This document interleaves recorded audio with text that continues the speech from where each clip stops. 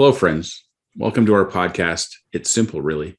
This week, Vadim and I are exploring the topic of incentives.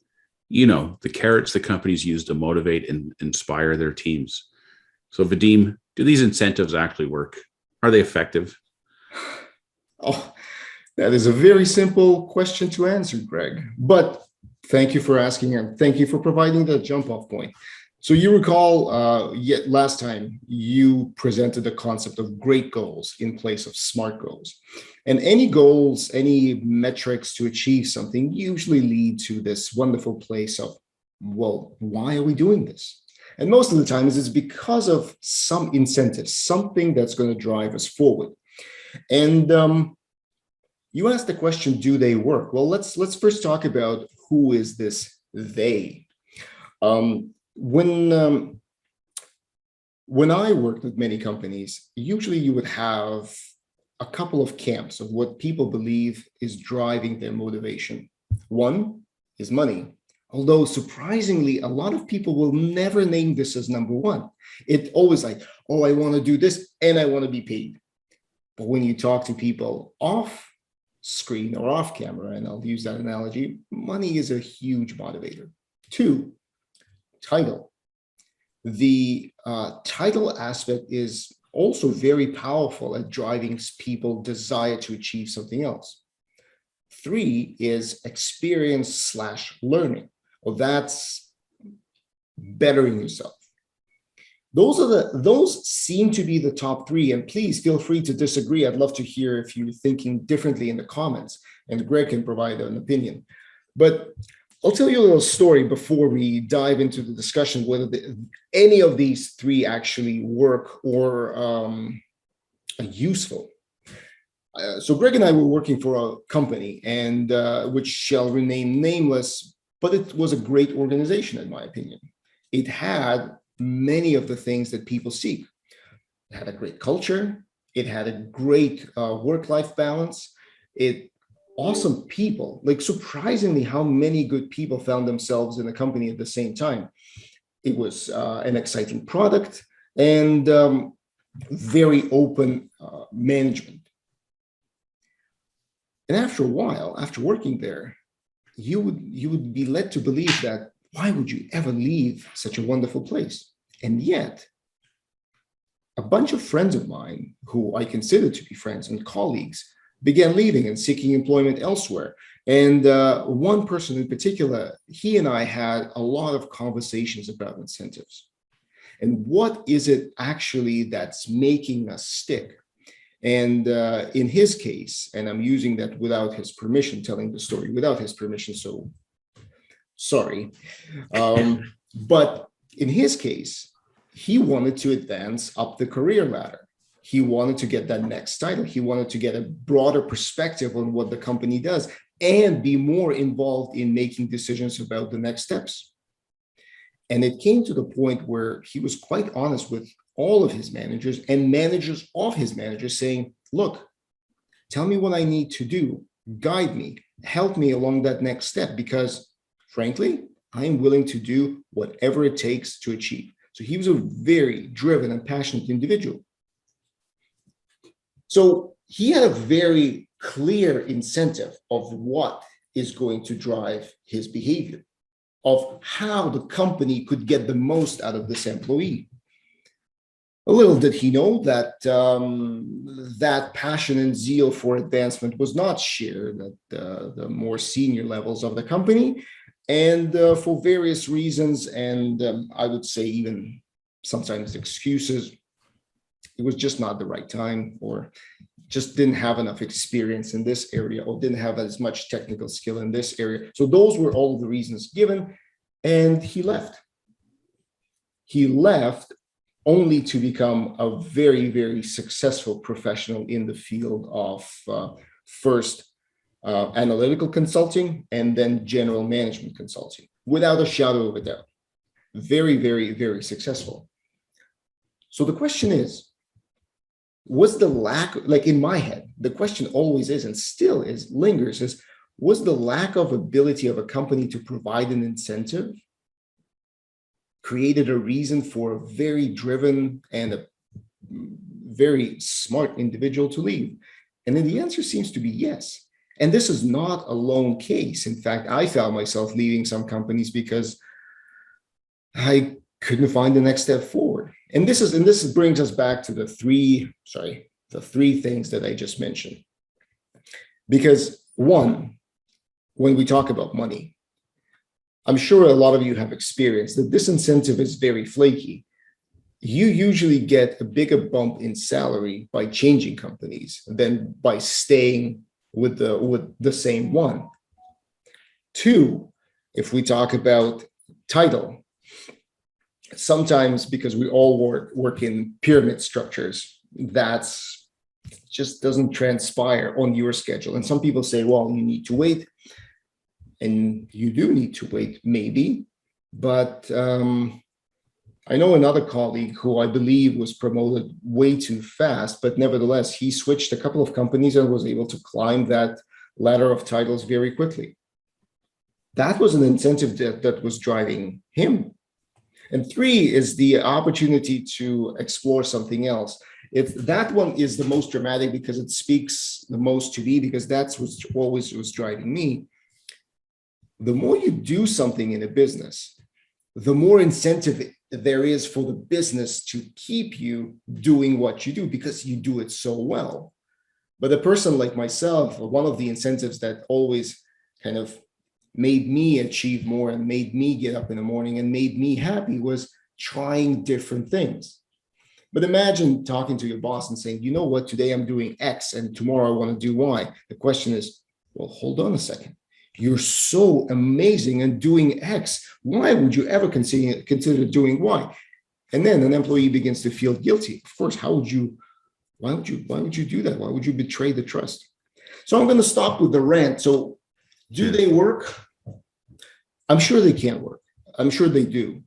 But there's such a huge matrix of layers within the company, interests within the companies, and potential within companies that most of the time, we as managers, or as Greg, you and I, we've been past managers, we either don't take enough time or we don't have enough latitude to actually cater to people's desires and provide them with the right incentives. Sometimes we outright just don't have the ability to provide the right incentive. So can they work? Definitely. Do they work? I'm a bit iffy on that. So I don't want to say they don't, because that would be too absolute. But my past experience tells me that they're not effective. Yeah. Well, a lot of the stories you just told, it seems to me that they work to a point, and then when the person outgrows the capacity or the capability of the organization to provide that next level of incentive, yes, then that's usually when it's time for people to go. Like the story you just told about that old colleague of yours, like by all measures, that the person's probably an amazing employee and an amazing contributor to the business, yet their inability to give him what he needed for his own career progression made him leave, and they lost the benefit of whatever that person could have accomplished for the business. Well, and then that's an accurate summary, Greg, and thank you for that. But there's an interesting underside to this incentive story. So one would say, yeah, let's improve, let's change all of that, because we can be smarter with people, and we can go with more of a personality type incentive rather than a company holistic type incentive, which is painting everyone with the same brush. But then anyone in a senior level management role will always say one thing: sure, I get it. But did the company continue running its course after a person left? Yes, it did. Was the company able to achieve the metrics of these SMART goals that it set for itself in the next couple of years after a particular individual left? Yes, it did. So does it really matter? That is what actually concerns me more, is that companies will survive. I mean, the train will move on. Good, bad, ugly, it doesn't really matter, but it'll continue progressing. Meanwhile, incentives and what drives good people to perform their best, it remains unchanged. So this dichotomy between a personal need and a business need always remains. And so this is what makes me kind of question when you ask, do incentives work? I don't really know. I don't know if in the grand scheme of things, companies, and I don't mean specific people, I mean companies as entities. I don't know if companies really care, because there's always going to be somebody knocking on the door with an application saying, I would like that job. It's interesting that you say that, because I had that exact same conversation with somebody on Friday on a coaching call. And it was the same thing, is that, you can think of the strongest performers you've ever worked with in a company. Yep. Whether it was like people you worked with, or the president of the company, or the CEO of the company that was like a superstar or whatever. And invariably everyone leaves at some point and the company keeps going on. So there's like, on the one hand, you think like, okay, so it can be quite depressing when you think about like, am I really making a difference? Do I really matter? And on the other side, it's like, well, just because the train keeps moving, I don't think you should discount, at least from a personal perspective, the contributions you make or the successes you have while you're there. Like, they mattered, because there's this notion that, well, if I can just leave and the company can just go on and continue to be as successful as when I was there, then what did I really matter? Do I matter? So in my view, the answer is yes, absolutely, you matter. And it's interesting because it's to me, the jury's out a little bit. Like if you think about, I mean, the specific example of the company we worked for and the parent company of that company, they've gone through some trials and tribulations as people have left, and whether you can connect those dots back to certain things or not, it's hard to say, but I don't know. It's a tough one for sure. Well, you know what? I think this also, let's talk about incentives from a different perspective. So we've been talking about an incentive as something that the company offers an employee.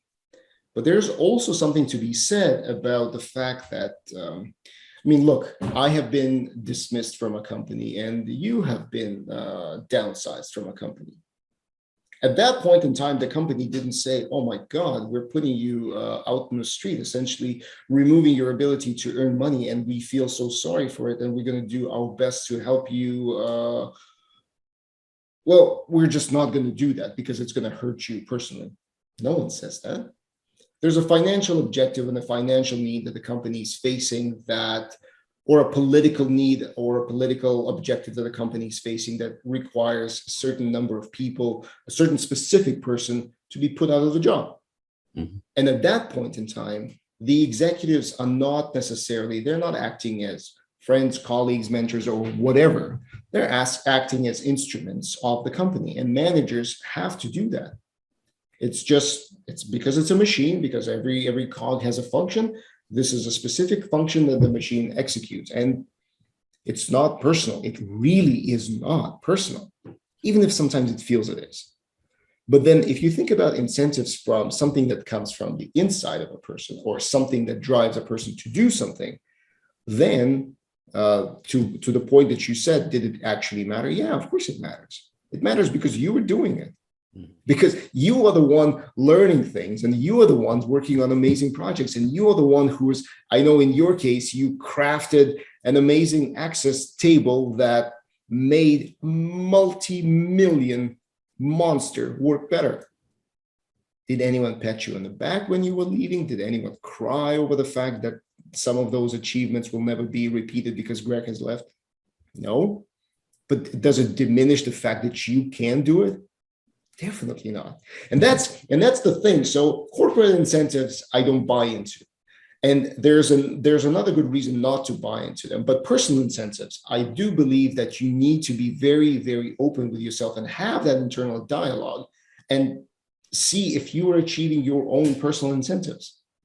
If you are setting those selves up for you, if you are proud, and I use this example a lot with, I'm sorry, I'm going off on a bit of a rant, but I do have to tell this story. Is everyone who always reported into me, or every time I interview, I say this one line and I really mean it.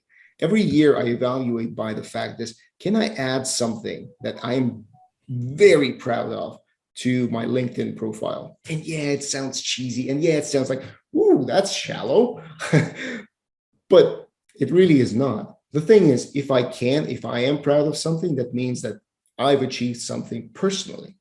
Yeah. It doesn't matter if somebody says, oh, you only created one website. Yeah, but I didn't know how to create a website at the beginning of the year. Yeah. I know how to build a funnel right now. Yeah, maybe for an enterprise, it means nothing, but for personal development, it's a lot. Anyhow, so if I were to wrap this up, I do believe that you are right. One, it always matters, especially because if it matters for you. But there's also something to be said about loyalty to an organization, because there's a lot of times when you have to seem loyal, but let's not be fooled by the fact that no company is loyal to you. Not anymore, it's not. I mean, perhaps, maybe even Japan is not a good example, because they have the same kind of old school work mentality where you spend most of your time with one company. But there is no loyalty of a company to an employee, not really. So you shouldn't be having the same feelings in reverse. And that's why internal incentives, I think, work better than external ones. Yeah. Well, I think, I mean, that's what I tell people all the time, is that exactly what you just described in terms of the one-way loyalty relationship. Generally, like people tend to feel more loyalty to their company than the company feels to them. It's true. But when you realize that, like, it's not to say that people shouldn't have some level of loyalty or make sacrifices or work hard and try to accomplish things. But at the end of the day, just like the company looks out for the company, Yes, the individual should look out for the individual.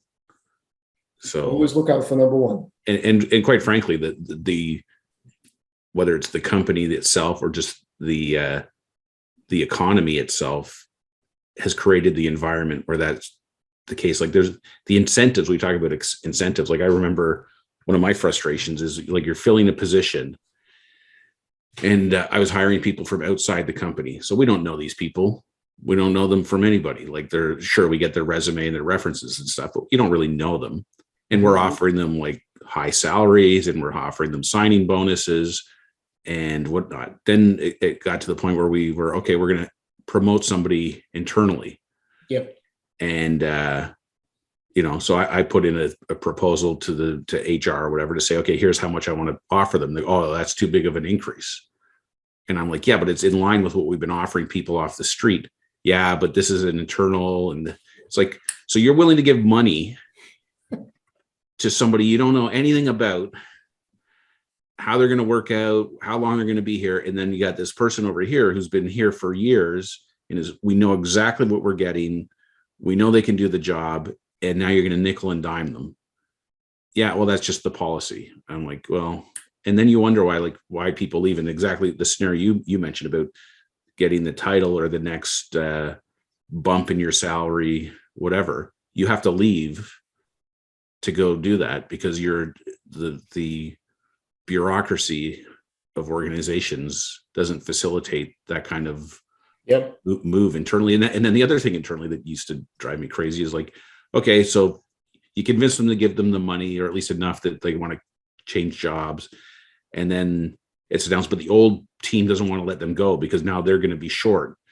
So then you have to negotiate with the other team, like a longer than normal transition stage. And then you're not setting them up for success.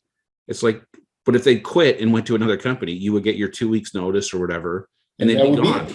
Yeah. Like, but no, well, we can treat this person differently because they're internal. I don't know. Like, all those double standards make my blood boil. It's funny how on the surface it seems self-evident, and yet we find examples of that. Yeah. Like, look, I mean, for anyone who's listening, and we never had the episode where Greg or I introduced ourselves, but you can always look up our LinkedIn profiles. But I've worked in one, like when I've kind of came to Canada, I worked in 1, 2, 3, 4, 5, 6, 7, 8, 9 companies. And some stints were about 2 years, but there were 2 companies where I stayed almost 5 or in excess of 5 years for. So there was not a short. And these things that Greg and I are talking about today, they keep repeating themselves in all of those different companies. And Greg worked in other companies. So it's I don't the message I would have if we were to kind of draw the line under this episode is you should come up with your own incentives for why you're doing those things, and then be the best version of yourself. That would be my goal. Expecting something from a company or that the company will deliver is unreasonable, but you have to understand how the company's culture, how the company's let's say incentive systems work, because at one point in time, especially before you start, you have to ask your question, does this work for me? And you have to be honest with yourself. I mean, it's not easy to be honest with yourself when you're sitting out of a job and you're trying to start earning money, and then you take whatever comes your way. I mean, I understand. I totally understand. But that, I think, takes away a bit of your right to complain down the road about something being off, because you didn't evaluate your own values versus the values that the company is portraying and asking its employees to live by. Anyway, so my thought on incentives, they're skewed and they're not well managed. There are certainly small things, or forgive the cliche, low-hanging fruits that any company or any team could do. One example is what you said about pay, offering certain pay, especially for people you want to keep. Yeah. But will this change? I'm not very optimistic on the fact that tomorrow things will change. Let's just put it that way. No, I think the pendulum has to keep swinging a little further the other way before it comes back. Right. I think the interesting thing is going to be in the next year, from conversations I've had with people, the return to in-office work versus remote work. Like, that's going to become the next incentive. Like, I've talked to a number of people they love working remotely. They love the same people that used to love going to the office and love, say, the downtown vibe or whatever it is. Yep. Those same people now are like, you know what? I don't need that vibe 5 days a week. I could do with that vibe 1 day a week. or 2 days a month. Or 2 days a month or whatever. And then the cost of living here is so much near the city. I could move further away and have a nicer place, and once a month or whatever it is, come in. So I think there's a big reset coming across organizations of what kind of workforce do they actually need? Where do they need to be located? And you're gonna have a whole variety of people in your workforce. Like, I don't think it's going to be cohesive in that, okay, everyone wants this. Everyone's going to want, you're going to have one end, people want to go back 5 days a week. Other people want to go 0 days a week, and you're going to have everything in between. Yeah. So it's going to be interesting how that gets managed and what the fallout is. Like, people are going to, be attracted to certain companies or organizations or industries that offer what it is that they want. It's true. Well, so that's our episode for today. Yeah. Did we unpack incentives? Well, tell us in the comments if you're listening to this, and if you have an opinion, we'd love to hear from you. And if you can add to the list of incentives beyond the 3 that I mentioned, go ahead. Right. Thanks, Greg. Thanks, Vadim. Yeah, we'll talk to you next week.